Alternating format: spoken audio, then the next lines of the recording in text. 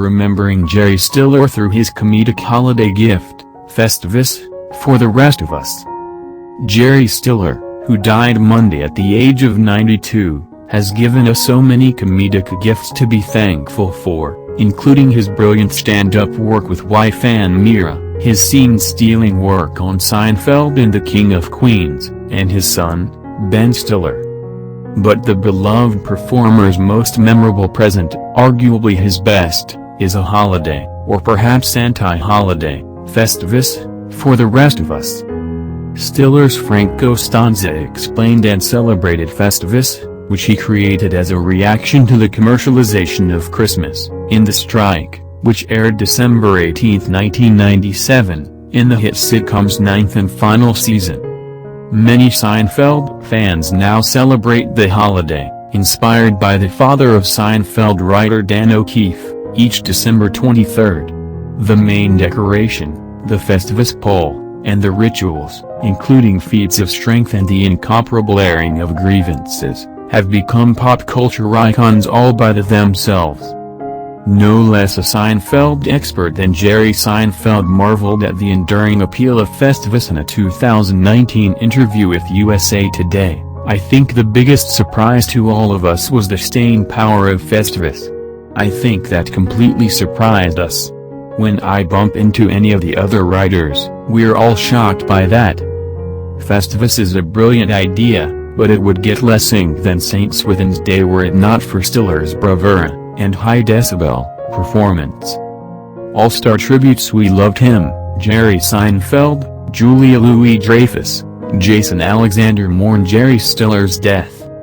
Festivus actually was a subplot in The Strike, which featured a holiday cornucopia of Seinfeldian quirks. Kramer's Michael Richards returned to work after 12 years of being on strike. Elaine, Julia Louis-Dreyfus, having her fake phone number dating gambit blow up in her face, and George, Jason Alexander, creating a phony charity, the Human Fund. But it's Festivus we'll always remember. The fun starts when Elaine asks about the holiday and Jerry delightedly explains, despite angry George's constant shouts of no. Instead of a tree, didn't your father put up an aluminum pole? Jerry asks to George's eternal chagrin. Weren't there feats of strength that always ended up with you crying? Kramer, not surprisingly, is mesmerized by the holiday and asks Frank about its origins. Many Christmases ago, I went to buy a doll for my son.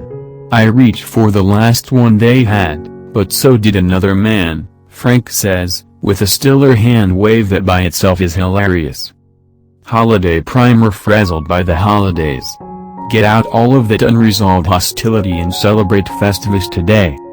Then, the classic lines, as rain blows upon him, I realized there had to be another way, out of that a new holiday was born, he says, raising the volume while offering a broad arm wave.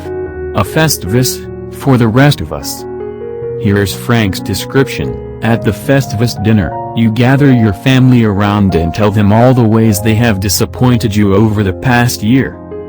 Frank's Festivus dinner brings together his wife, Estelle Harris, George and his friends and a motley crew of hangers-on, including Pulitzer Prize-winning playwright Tracy Letts as a Skeezy employee. Welcome, newcomers. The tradition of Festivus begins with the airing of grievances. Frank warms up, before delivering a line for the ages in Stiller's pitch-perfect agitated yell, I got a lot of problems with you people.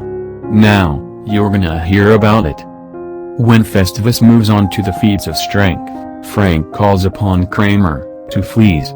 He then picks George, until you pin me, George, Festivus is not over. As the mayhem begins and the camera cuts to the home's exterior, Frank can be heard in triumph, this is the best Festivus ever.